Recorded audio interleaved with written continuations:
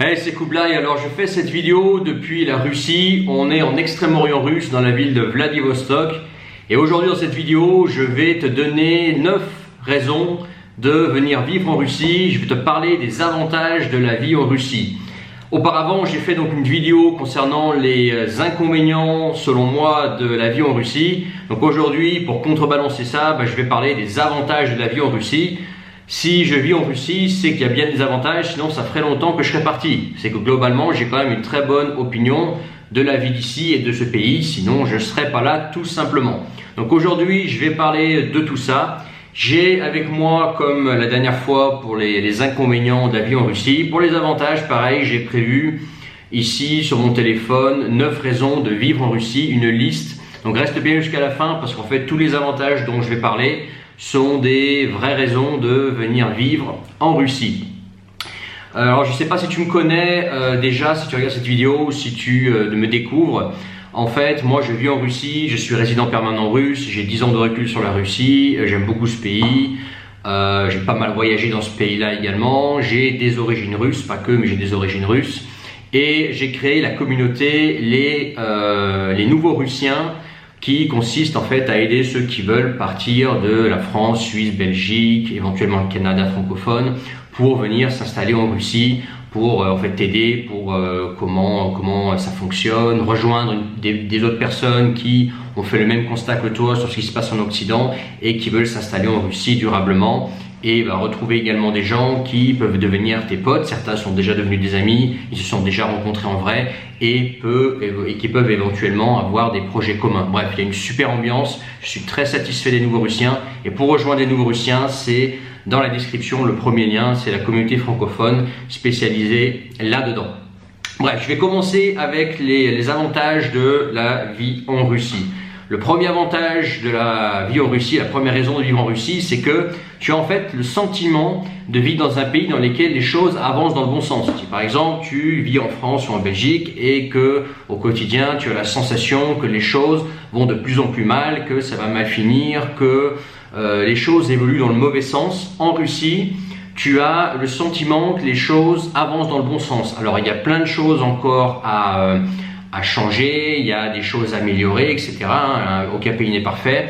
Il y a encore beaucoup de travail à faire, mais dans l'ensemble, ce que j'ai pu constater au fur et à mesure des années que j'étais ici, c'est que les choses avancent dans le bon sens. C'est pas on est dans une situation à peu près bien et puis c'est de pire en pire. Non, on part de très loin et au final, aujourd'hui c'est déjà très bien et ça va dans le bon sens. Tu as la sensation dans un pays où les choses avancent dans le bon sens et qu'on va vers le mieux. Et ça, ça te donne déjà espoir dans le pays dans lequel tu vis et puis ça te donne aussi une sensation agréable au quotidien. Voilà, tu sens que ça avance dans le bon sens, que les choses vont dans le bon sens. Et ça, c'est un sentiment apaisant et agréable au quotidien. Ça, c'est une vraie raison de venir vivre en Russie, c'est que tu as vraiment cette sensation que les choses avancent bien.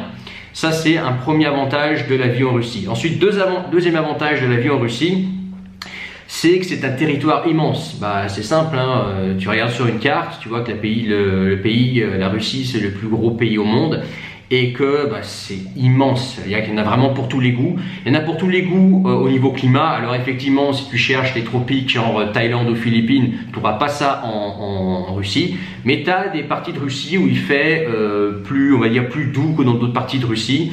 Et que globalement, si à moins de vraiment pas vouloir de froid du tout, tu peux en fait choisir sur le territoire un endroit dans lequel en fait un climat ou un contexte correspond. Moi par exemple, j'aime beaucoup l'Extrême-Orient russe parce que je trouve que c'est une zone qui est en fait sous-évaluée. C'est que déjà la nature ici est très belle. Pas loin, tu as toujours par exemple le lac Baïkal en Bouriatie. Tu as par exemple ici la mer du Japon derrière moi, le Pacifique, etc. Tu as l'île de Sakhaline que j'adore, qui est magnifique. Je pense que les plus beaux paysages que j'ai vus en Russie étaient sur l'île de Sakhaline avec les paysages près du lac Baïkal. Et moi, ça correspond à mes goûts, tu vois. D'autres, ça peut être par exemple Moscou. Il y a beaucoup de personnes qui sont expatriées, vivant à Moscou et qui adorent Moscou parce que c'est des citadins et ils aiment le côté avoir un appartement à Moscou, travailler la semaine et avoir une datcha à côté pour le week-end dans lequel ils se rendent en voiture, par exemple aux alentours de Moscou. Il y en a qui sont très Saint-Pétersbourg, qui aiment l'architecture de Saint-Pétersbourg. D'ailleurs, moi aussi, j'aime beaucoup l'architecture de Saint-Pétersbourg et qui sont passionnés par cette ville, qui veulent y rester. D'autres, ça va être Kaliningrad, d'autres, ça va être le sud de la Russie, où il fait très chaud l'été, où tu as la mer Noire, etc., où tu peux aussi skier à Sochi, etc. D'autres, ça va être la Sibérie. Moi, perso, j'adore la Sibérie, notamment en hiver. Ouais, tu m'as bien entendu, en hiver, parce qu'en fait, tu pourrais te dire, oui, mais la Sibérie, l'hiver, c'est froid. Oui, mais déjà, c'est un froid sec, donc ça change tout. Et puis, je sais pas, par exemple, les paysages enneigés, verglacés avec ces forêts et avec le soleil, c'est quelque chose de magnifique. Pareil, en hiver, pour Noël, la Sibérie, c'est le top. Si tu veux l'ambiance de Noël, la Sibérie, c'est le top.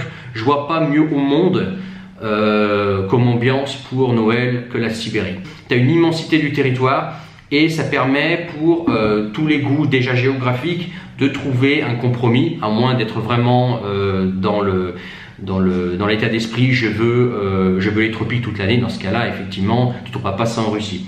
Pareil au niveau, par exemple, de l'aspect ethnique et religieux. Alors, il y a pas mal de mésentendus, d'incompréhension à ce niveau-là. Je pense au sujet auprès des personnes qui s'intéressent à la Russie, qui pensent connaître, etc. Il faut savoir que la Russie, c'est un pays qui est multi-ethnique et multi-religion. Et contrairement au contexte par exemple français où il y a un grand remplacement, on en reparlera après, en fait ces ethnies-là, qu'elles soient là sur ce territoire, c'est tout à fait normal. Par exemple, que tu trouves par exemple des chrétiens orthodoxes dans l'anneau d'or en Russie, c'est tout à fait normal. Que tu trouves des musulmans dans le Caucase, c'est tout à fait normal. Que tu trouves des bouddhistes en Sibérie, c'est tout à fait normal. Ce sont des ethnies qui font partie de toute la fédération, en fait, si tu veux. C'est une situation normale comparée à d'autres contextes, tu vois de quoi je parle. Et en fonction, toi, de tes affinités, en fonction de tes goûts, etc., tu peux aller te mettre dans une région qui correspond plus à tes affinités, etc. Moi, par exemple, j'ai un attrait pour l'Asie et je suis plutôt proche du bouddhisme dans ma façon de penser, dans ma façon de vivre, etc. Je trouve que le bouddhisme c'est une bonne philosophie de vie. Alors c'est pas un conseil que je suis en train de te donner. Après chacun pense ce qu'il veut à ce niveau-là. Mais moi en tout cas j'aime bien le bouddhisme et par exemple j'adore la Bouriatie dans laquelle j'ai passé 2 ans et je pense que je vais repasser l'hiver là-bas parce que j'ai une très bonne opinion par exemple du peuple bouriate. De la religion qu'ils ont, etc. Je trouve qu'il y fait agréable de vivre avec ça, etc. Après, ça, c'est mes goûts. Toi, ça peut être par exemple, tu peux vouloir vivre dans l'anneau d'or avec des Russes ethniques, etc. Chrétiens, etc. C'est aussi très très bien. Mais tout ça pour te dire, c'est qu'en fonction en fait de tes affinités, tu vas pouvoir trouver sur tout le territoire des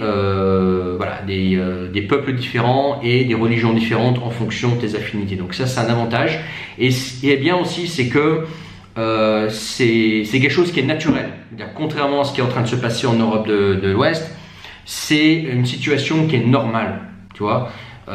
Qu'il y ait des ethnies différentes dans ce pays, qu'il y ait une grande fédération, qu'il y ait un grand pays, c'est quelque chose qui est normal. Et ça, c'est quelque chose qui est aussi beaucoup incompris, j'ai un peu remarqué, de Français ou d'Européens, quand ils vont en Russie, ils pensent trouver uniquement ce qu'on appelle des Russes ethniques, des Russes, donc chrétiens, blonds, yeux bleus, etc., qui composent la grande partie de la population, mais ce n'est pas que ça. En fonction des régions dans lesquelles tu vas, tu peux trouver des peuples et des religions différentes. Voilà. Donc ça aussi, je tenais à te le dire, c'est que attention à ce qu'on peut dire sur la Russie. La Russie, c'est pas à proprement parler un pays européen, c'est un pays eurasiatique sur 2 continents, sur le continent européen et sur le continent asiatique, et aussi avec des peuples différents, des ethnies différentes. Ensuite, pour entrer dans les sujets qui vont peut-être plus te concerner toi. L'avantage de la Russie, c'est que si tu t'expatries ou si tu vis en Russie, c'est qu'un Européen, donc si par exemple tu as une tête comme moi ou tu as une tête d'Européen blanc, tu es vraiment assimilable. Tu peux devenir un Russien. Alors, j'ai pas dit que tu pouvais devenir un Russe. Russe et Russien, c'est pas la même chose. Un Russe, c'est quoi? C'est quelqu'un dont ses parents sont russes, enfin, russes ethniques. Si par exemple tu es, je sais pas, t'es français et t'es à moitié français et moitié russe, t'es plus un russien parce que t'es pas 100% russe. Et c'est pas un, comment dire, être un russien, c'est pas quelque chose de négatif, tu vois. Mais en tout cas, tu peux devenir un russien, tu peux devenir un habitant de la Russie. Si par exemple tu viens vivre en Russie, que tu es européen, déjà dans la rue, on va pas voir que tu es étranger, à moins que tu t'habilles vraiment façon européenne, que tu sois on va dire en tenue d'étranger. Mais si tu t'habilles comme un russe et qu'au bout d'un moment tu as un bon niveau de russe, etc., que tu mènes ta vie en Russie, au bout d'un moment, tu as toujours des fois des gens qui vont te demander d'où est-ce que tu es d'origine, parce que tu peux avoir un accent, etc. Mais si tu es européen, déjà d'une part, on va avoir en Russie une bonne opinion de toi, notamment si tu es français. Les Russes ont plutôt une bonne, je me demande comment d'ailleurs, mais ils ont plutôt une bonne opinion des Français. Donc tu seras bien vu et tu es vraiment assimilable. Tu peux devenir un Russien, un jour parler russe, mener ta vie, etc. et ne pas te sentir étranger. Tu vois, ne pas te sentir étranger ou mis à l'écart parce que tu n'es pas allé dans ce pays, parce que tu n'as pas vécu dans toute ta vie dans ce pays. Voilà. Tant que tu es dans la société, que tu parles russe, etc., que tu respectes en fait la vie à la russe, tu peux devenir un vrai Russien. Donc ça c'est bien. Dans d'autres pays, par exemple, je prends l'exemple du Japon, de la Corée, ou des pays asiatiques en général, parce que voilà, ils sont pas loin de chez moi là. Ça c'est des pays dans lesquels il fait très bon vivre, mais par contre tu seras jamais assimilable, tu seras toujours un étranger. Par exemple au Japon, tu seras toujours un gaijin. C'est comme ça. Alors ça ne veut pas dire qu'il ne faut pas aller au Japon, ça dépend des gens, mais entre-temps, tu n'es pas assimilable. Au Japon, tu es blanc, tu ne seras jamais japonais. Alors qu'en Russie, tu peux devenir un Russien et tes enfants pourront être considérés soit russes, soit russiens en fonction des origines en fait, de toi, de ta femme, etc. Mais tu peux faire pleinement partie de ce pays-là au bout d'un moment. Et ça, c'est un gros point fort. Au moment où beaucoup d'Européens cherchent un endroit où s'installer, où ils peuvent vraiment devenir local et leurs enfants potentiels pourront devenir local, la Russie c'est une vraie alternative. Ensuite, quatrième avantage, pas de grand remplacement. On en parle du grand remplacement en France, je ne vais pas te donner une définition parce que tu la connais. Pas de grand remplacement à l'européenne, avec des peuples qui viennent d'un continent complètement différent, avec une façon d'être complètement différente, une ethnie complètement différente qui vient massivement envahir le pays. Il n'y a pas ça en Russie. Okay. Tu as effectivement des personnes qui viennent ici, travailler ici, qui immigrent ici, etc. Mais globalement, ces travailleurs immigrés, déjà ils se tiennent à carreau et la plupart d'entre eux en fait travaillent ici quelques années et ensuite repartent dans leur pays. Et globalement, en fait, ça se passe bien. Globalement, en fait, je pense que le pays est déjà beaucoup mieux géré. Donc, les flux migratoires sont mieux gérés et ça n'a rien, au niveau quantité, ça n'a strictement rien à voir avec ce que toi, tu peux vivre, par exemple, en France, en Belgique. Donc ça c'est une bonne chose. Donc, tu n'as pas de déformation du pays. Et puis, c'est un pays, globalement, en conséquence, qui reste globalement très sûr. Donc, pas de racailles dans les rues. Tes enfants peuvent jouer dans la rue, il n'y aura pas de racailles ou de problèmes. Toi, tu peux. En fait, moi, j'ai jamais eu de soucis en Russie. C'est-à-dire que en 10 ans que j'ai fréquenté la Russie, j'ai jamais eu, comment dire, envers moi, de l'agressivité ou une attaque, ou couteau, ou un truc comme ça. Ou j'ai rien à dire. Alors effectivement, des fois, le ton est un peu monté au volant, parce qu'au volant ici, c'est voilà, comment dire, il faut. C'est un peu la loi du plus fort, on va dire, au volant, mais sinon, à part du montage de voix, c'est un pays très sûr. C'est un pays très sûr. Moi, j'ai pas eu de soucis dans ce pays-là et j'aurais aucun souci à aller quelque part, par exemple en ville, à n'importe quelle heure. D'ailleurs, c'est ce que je fais. Je me promène en ville à n'importe quelle heure, que ce soit en voiture ou à pied, et j'ai pas de soucis. Voilà. Tu peux avoir des fois quelques gens qui peuvent avoir un petit peu trop bu, qui peuvent gueuler. Tu peux voir quelques vagabonds, mais oui, ils peuvent être un peu chiants, mais pas d'agressivité ou de dangerosité. Alors effectivement, je vais pas te dire que le crime n'existe pas en Russie, bien évidemment que ça existe. Mais globalement, de ce que j'ai pu constater et ce que j'ai pu discuter avec d'autres personnes expatriées ou étrangers vivant en Russie, c'est un pays quand même globalement très sûr. Donc ça fait du bien. Ça tranche vraiment avec certains pays d'Europe de l'Ouest. La sûreté du pays et le contexte général. L'immigration existe, d'ailleurs moi j'ai fait partie de ces immigrés entre temps, hein. Si tu quittes la France pour venir, bah, tu es un immigré aussi. Mais c'est beaucoup mieux géré, je trouve. Et au final, le résultat est satisfaisant. Donc ça c'est une bonne chose, c'est un pays sûr si c'est ce que tu cherches. Ensuite, cinquième avantage de la vie en Russie, ce sont les femmes. En fait, les femmes ici sont restées des vraies femmes. Voilà, pour faire simple, je vais développer un petit peu.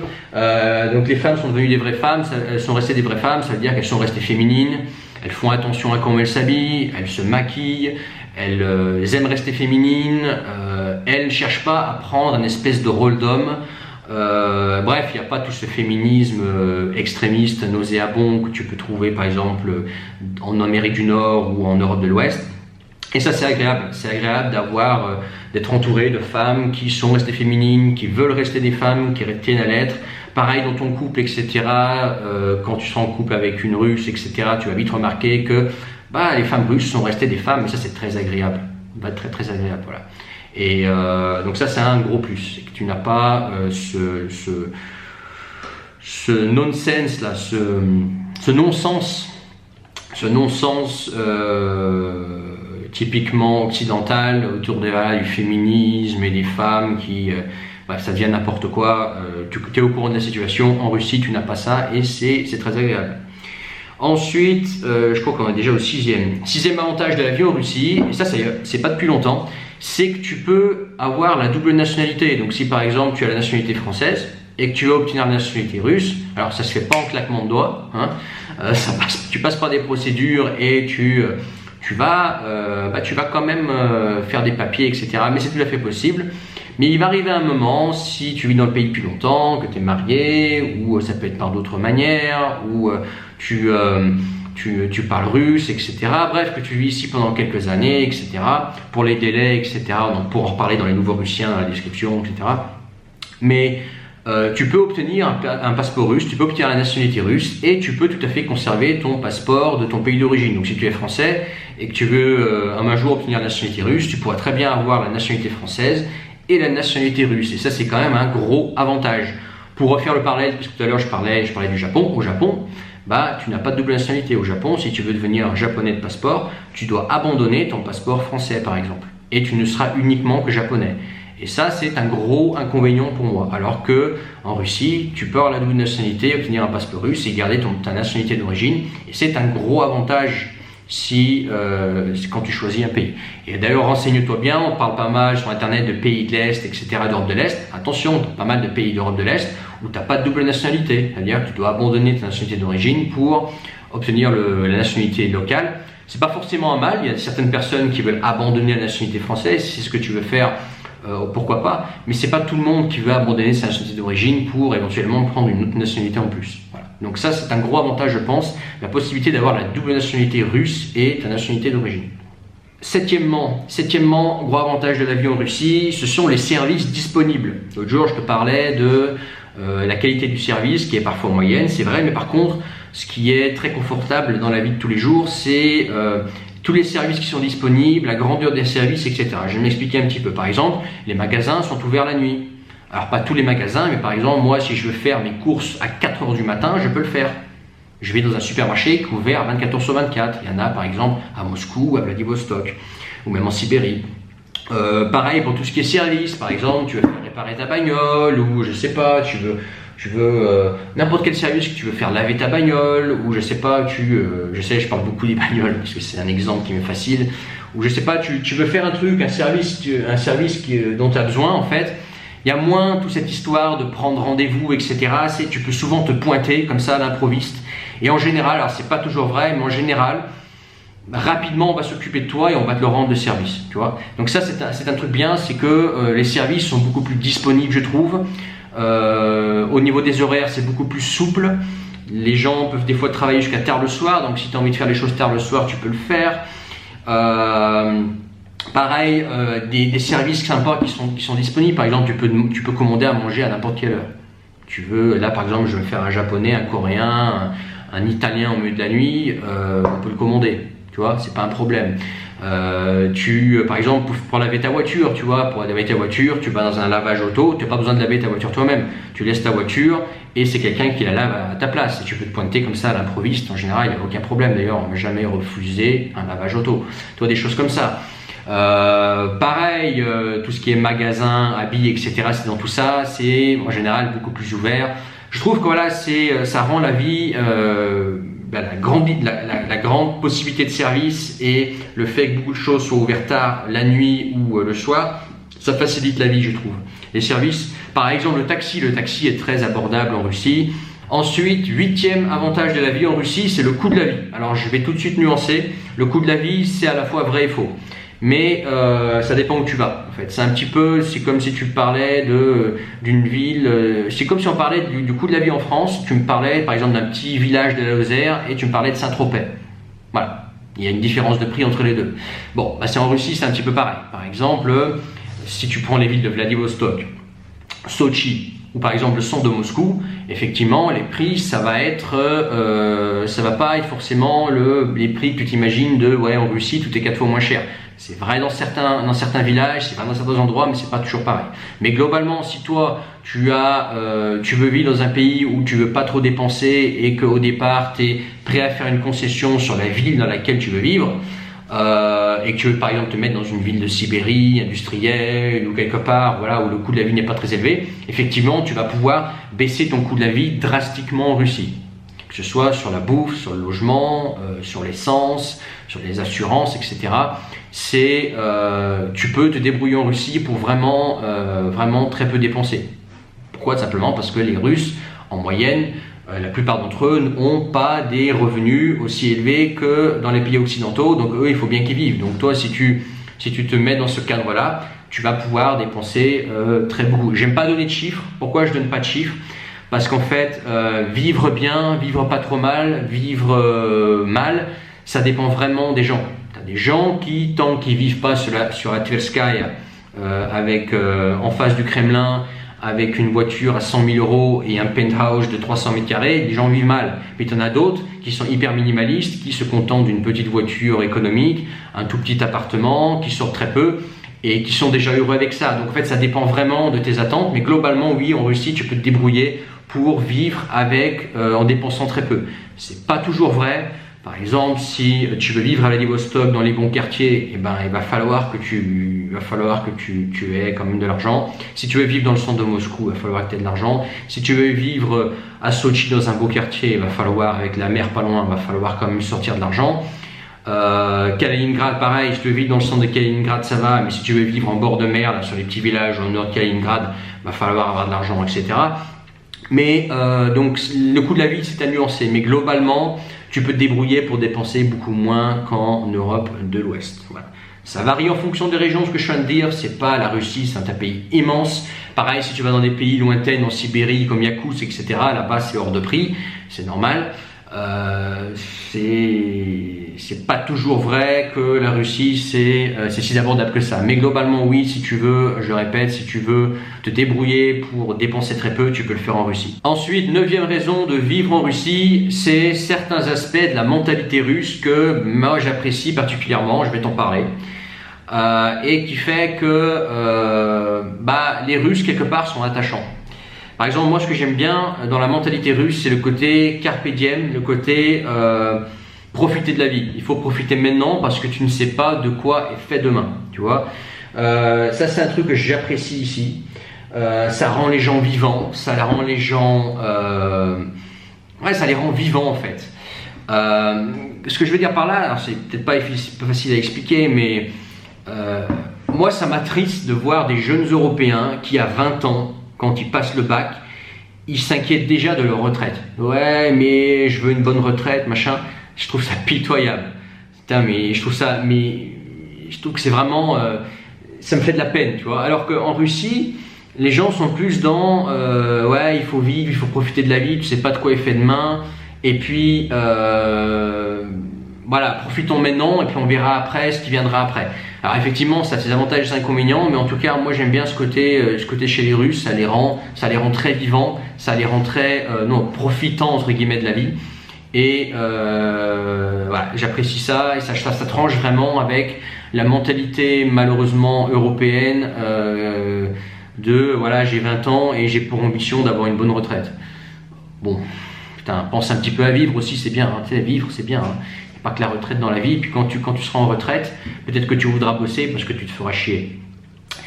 Donc voilà, et c'est autre chose que j'aime bien dans la mentalité russe, c'est que je trouve les Russes plus combatifs en général. Combatifs dans le sens où ils ont plus la niaque, ils ont plus, quand ils ont un projet, ils ont moins tendance à abandonner vite. Malheureusement, c'est ce que je constate aussi avec les gens qui me suivent sur YouTube ou sur d'autres réseaux sociaux ou éventuellement des prospects, c'est que le jeune Européen aujourd'hui, dès qu'il y a un petit obstacle, un petit obstacle à surmonter, hop, tout de suite le mec il abandonne. Et je trouve qu'il y a un vrai manque de niaque, il y a un vrai manque d'envie de vivre, il y a un vrai manque de volonté auprès des jeunes Européens de nos jours. Je trouve ça très dommage, je trouve ça triste. Je peux te parler encore plein de choses concernant les Russes et leur mentalité que j'aime bien chez eux, mais ça en tout cas c'est 2 points que j'apprécie particulièrement chez les Russes, le fait qu'ils aient plus la niaque que les Européens d'aujourd'hui et qu'ils soient dans le vivant aujourd'hui parce qu'on ne sait pas de quoi est fait demain. Demain tout peut changer et je trouve que c'est une très bonne mentalité, ça c'est très, très sage comme mentalité, c'est à la fois sage comme mentalité parce que le mec ça veut dire qu'il est conscient que tout peut changer demain, et ça c'est prudent et en même temps il profite de la vie. Tu vois, enfin bref, ça c'est 2 avantages de la mentalité russe que j'ai apprécié. Après bon, je peux te dire aussi que globalement c'est des gens que j'apprécie, avec lesquels je m'entends bien, avec lesquels j'ai eu des bonnes expériences, avec lesquels j'ai passé des bonnes soirées, avec lesquels j'ai déjà des bons souvenirs. Mais ça c'est plus voilà, un ressenti très très personnel. En tout cas, voilà ce que je voulais dire au sujet des avantages de la vie en Russie. Dis-moi dans les commentaires ce que toi tu penses des avantages de la vie en Russie. Bien évidemment, pour aller beaucoup plus loin, tu as la communauté Les Nouveaux Russiens, le premier lien dans la description, tu cliques sur le premier lien, tu rejoins Les Nouveaux Russiens. Si toi tu veux faire ta place en Russie, rejoins déjà voilà, un groupe de personnes qui a le même objectif que toi, qui est déjà installé ou qui s'installe, qui est dans le processus et qui seront potentiellement tes potes. Certains sont déjà devenus des amis, certains se sont déjà rencontrés, ont déjà fait des projets ensemble, c'est quand même quelque chose. Et qui certains sont devenus résidents entre temps que les Nouveaux Russiens, certains ont monté leur société, etc. Donc ça c'est dans la description, le premier lien, Les Nouveaux Russiens. Également dans la description je te mettrai le lien vers la lettre d'Eurasie qui est en fait mes contacts privés. Ce sont des emails que tu reçois uniquement si tu en fais partie sur YouTube ou sur d'autres réseaux sociaux. Je ne parle pas de tout. Si tu veux rien louper, c'est dans mes contacts privés, la lettre d'Eurasie, et là tu auras accès à des messages que je ne divulgue pas en public. Et également dans la description, je te mettrai le lien vers mon Telegram qui est un groupe de discussion ouvert pour venir discuter avec nous tous les jours. Voilà. Alors tu ne trouveras pas tous les Nouveaux Russiens bien évidemment, mais voilà, certaines personnes qui veulent communiquer entre eux sur le Telegram, ils sont les bienvenus. Voilà, je pense que j'ai tout dit. À très bientôt et puis salut.